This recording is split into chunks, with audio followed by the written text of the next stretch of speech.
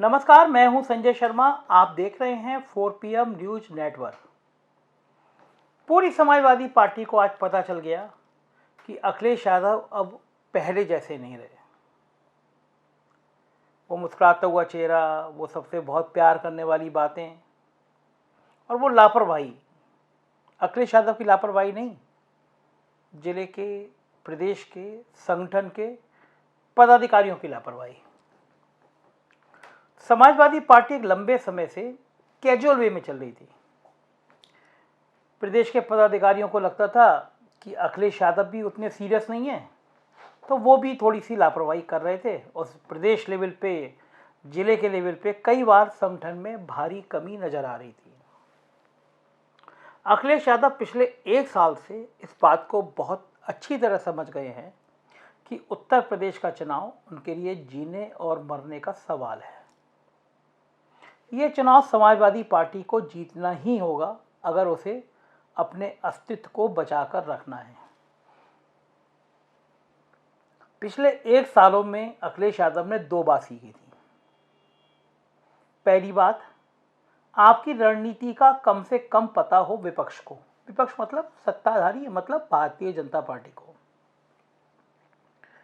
दूसरा, ऐसे मौके कम से कम दिए जाएं जो रूलिंग पार्टी आप पर बहुत तीखा हमला कर दे और आपके पास उसका जवाब ना हो।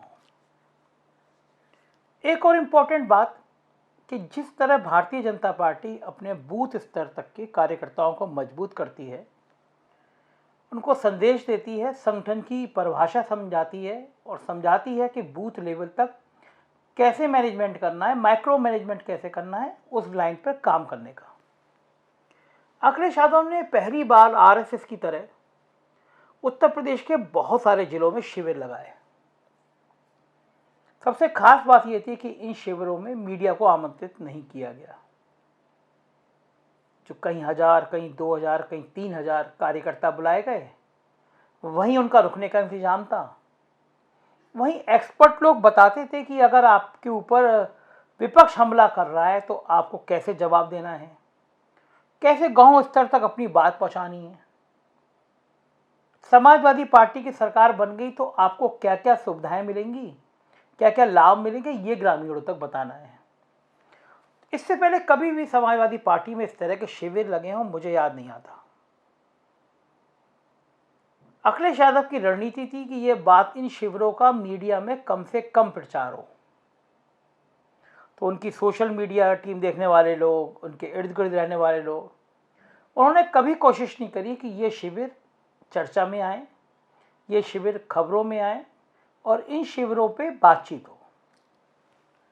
अखिलेश यादव बहुत गुपचुप तरीके से अपनी रणनीति बना रहे थे और समाजवादी पार्टी के हर जिलाध्यक्ष को ये निर्देश लगातार दिए जा रहे थे कि बूथ स्तर तक संगठन मजबूत करो, और ये भी निर्देश थे कि कोरोना की सेकंड वेव चल रही है, इसके तुरंत बाद जुलाई में सड़कों पर आने की तैयारी करो। चुनाव में घोषणा में 5 या 6 महीने रह गए हैं, तो सड़कों पर आने के लिए, सड़कों पर संघर्ष करने के लिए जाहिर बात है कि संगठन को निचले स्तर तक मजबूत करना बहुत जरूरी है। इस बीच में पंचायत के चुनाव आ गए और समाजवादी पार्टी की तकदीर इसलिए अच्छी रही कि भाजपा ने बहुत मेहनत करी इन चुनावों में। भाजपा नेताओं ने पंचायत का चुनाव ऐसे लड़ा मानो ये विधानसभा का चुनाव हो। उनके विधायक, उनके सांसद, उनके मंत्री गांव-गांव में बूथ लेवल तक बात कर रहे थे कि पंचायत चुनावों में जीत मिल जाए। मगर समाजवादी पार्टी की तकदीर इतनी अच्छी थी कि ग्रामीणों में कोरोना को लेकर, सरकार की कामकाज को लेकर इतना ज़्यादा गुस्सा था कि अप्रत्याशित रूप से पंचायत चुनावों में भारतीय जनता पार्टी के मुकाबले सपा को बहुत बड़ी बढ़त मिली। 1995 से ये पंचायत के इलेक्शन होते हैं। पहली बार ऐसा हुआ कि पंचायत चुनावों में कोई सत्ताधारी दल को इतनी बेइज्जती का सामना करना पड़ा हो, उसके इतने कैंडिडेट हार गए। और जिस तरह बंगाल चुनाव हारने के बाद मोदी की योग्यता पर कुछ लोग सवाल उठाने लगे, उसी तरह उत्तर प्रदेश के पंचायत चुनावों ने योगी आदित्यनाथ की छवि को, योगी आदित्यनाथ की ब्रांडिंग को तार तार करना शुरू कर दिया। कहा गया कि पंचायत चुनाव तो बिल्कुल ग्रामीण परिवेश के चुनाव होते हैं। इन चुनावों ने दिखा दिया कि गांव वाले कितने गुस्से में हैं, कितने नाराज हैं। फिर वो घमासान हुआ भाजपा में, दिल्ली लखनऊ आई, लखनऊ दिल्ली गए, संघ आया, नेता आए, तमाम उठापटक होती रही। और फिर योगी आदित्यनाथ ने कहा कि मैं किसी भी कीमत पे जिला पंचायत अध्यक्ष के बेहतर रिजल्ट लेके दूंगा। ये कि दिल्ली को बताया, ये संघ के नेताओं को बताया। अब साहब रिजल्ट कैसे आते? जब आपके पास जिला पंचायत में सदस्य ही नहीं है तो रिजल्ट कैसे आएंगे? जैसे आज वीके सिंह जी का जो मंत्री, उनका एक बयान जारी हो रहा है कि हमारे पास 2 सदस्य हैं लेकिन हम चुनाव जीत जाएंगे जिला पंचायत अध्यक्ष का। तो सरकार की तरफ से भी डीएम और एसपी को साफ साफ कहा गया, ऐसी चर्चा आम है कि अगर जिले में तैनाती चाहिए तो पंचायत के चुनाव जीतना है।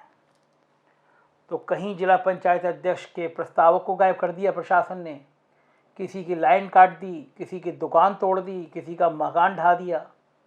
ऐसा लग रहा था डीएम और एसपी मान लो रूलिंग पार्टी के कार्यकर्ता हो गए हैं। और आज फिर देर शाम तक खबर आई कि 2 दर्जन से ज़्यादा अधिक जिलों में भारतीय जनता पार्टी निर्विरोध चुनाव जीत जाएगी, क्योंकि विपक्ष अपने प्रस्तावक लाके अपना नामांकन ही नहीं करा पाया जिला पंचायत अध्यक्ष के लिए। तो ये बात जब मुख्यालय पे आई तो अखिलेश यादव के तेवर बहुत सख्त हो गए। कल वो दिल्ली में थे, मुझे पता चला आज वो लौटे और वो बहुत सख्त तेवर में थे। उनको लगा ये कैसे संभव है कि इतनी आसानी के साथ रूलिंग पार्टी ने धमकाया और आप धमकाने में आ गए। अब बताया जाता है अखिलेश यादव इतने ज़्यादा गुस्से में थे, उन्होंने कहा कि क्या हो गया है समाजवादी पार्टी को? सपा के नेता, सपा के कार्यकर्ता बेसिकली संघर्ष से पैदा होते हैं। यादव कम्युनिटी खास तौर से मानी जाती है कि वो एक लड़ाकू जाति है, संघर्ष की वाली जाति है। तो अखिलेश यादव हैरान थे कि क्या हो गया है जिलों में। तमाम जिलों से ये खबरें आई कि उनके जिलाध्यक्ष ने कोशिश ही नहीं करी विरोध करने की।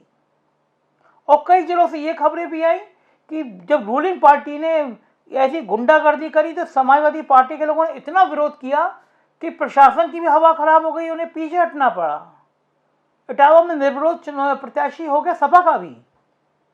लेकिन अखिलेश यादव उन 11 जिलाध्यक्षों से बहुत नाराज थे जिनके बारे में ये सूचना आई कि वो आराम से बैठे रहे, उन्होंने विरोध नहीं किया और नतीजा भाजपा का प्रत्याशी निर्विरोध चुनाव जीतने की स्थिति में आया। अखिलेश यादव ने आज प्रदेश अध्यक्ष नरेश उत्तम से भी बात करी और ये कहा कि हो क्या रहा है जिलों में। ऐसे जिलाध्यक्ष हमारे किस काम के, जो सड़क पे आके संघर्ष नहीं कर सकते, वो 6 महीने बाद विधानसभा चुनाव में क्या करेंगे। और नतीजा ये हुआ कि आज अखिलेश यादव ने बहुत कड़ा फैसला लिया। जब से वो प्रदेश अध्यक्ष और पार्टी के राष्ट्रीय अध्यक्ष बने हैं तब से शायद मुझे याद नहीं आ रहा कभी इतना कड़ा फैसला हुआ हो। एक झटके से उन्होंने गोरखपुर, मुरादाबाद, झांसी, आगरा, गौतम बुद्ध नगर, मऊ, बलरामपुर, श्रावस्ती, भदोही, गोंडा और ललितपुर के जिलाध्यक्ष को बाहर का रास्ता दिखा दिया, उन्हें पद से हटा दिया। समाजवादी पार्टी के 11 जिलाध्यक्षों के पद से हटने से पूरी पार्टी में हड़कंप मचा हुआ है। अखिलेश यादव ने बिल्कुल साफ कर दिया आज कि अब वही पार्टी में रहेगा जो संघर्ष करेगा, जो पसीना बहाएगा, जो जनता के साथ लाठी खाड़ी खाने के लिए तैयार रहेगा, जो सरकार से डरेगा नहीं, सरकार की नीतियों का विरोध करेगा, गलत नीतियों का विरोध करेगा, सरकार को झुकाएगा, दबाव बनाएगा। तो जाहिर है ये 11 जिलाध्यक्ष आज इस मानक पे पूरे नहीं हो रहे थे। इन 11 जिलाध्यक्षों की बर्खास्तगी से पूरे प्रदेश की समाजवादी पार्टी में हड़कंप मच गया है। ऊपर से मैसेज दे दिया गया है कि अब अगर पार्टी के संगठन में रहना है तो दिखना पड़ेगा, काम करना पड़ेगा। तो जाहिर है इन 11 जिलों में सपा के लिए बहुत परेशानी शुरू होगी। नए सिरे से जिलाध्यक्ष बनाने पड़ेंगे, 6 महीने बचे हैं, नए सिरे से काम करना शुरू करना पड़ेगा। मगर इस 11 जिलाध्यक्षों की रवानगी से एक बड़ा संदेश ये भी चला गया कि अगर अखिलेश यादव की टीम में रहना है तो पसीना बहाना पड़ेगा, लाठी खाने के लिए तैयार रहना पड़ेगा, सरकार से भिड़ना पड़ेगा और किसी भी स्थिति के लिए, किसी भी आपातकालीन स्थिति के लिए तैयार रहना पड़ेगा। तभी आप अखिलेश यादव के साथ रह सकते हैं, वरना पार्टी आपको भी बाहर का रास्ता दिखाने में कोताही नहीं बरतेगी। देखते रहिए 4 PM। यही वो चैनल है जो आपको पॉलिटिकल खबरों की एक एक चीज़ का विश्लेषण बताएगा। यही वो चैनल है जो सच का साथ देगा। हमें तमाम परेशानी हो रही है, इस सच का साथ देने के लिए 4 PM न्यूज़ चैनल की डिबेट को बंद कराने के लिए एक बड़े अफसर लगातार 10-15 दिन से ज़्यादा मुझ पर दबाव बना रहे हैं। एक बड़े अफसर ने कहा कि या तुम्हारे खिलाफ एक FIR की तैयारी की जा रही है, इस डिबेट को बंद कर दो।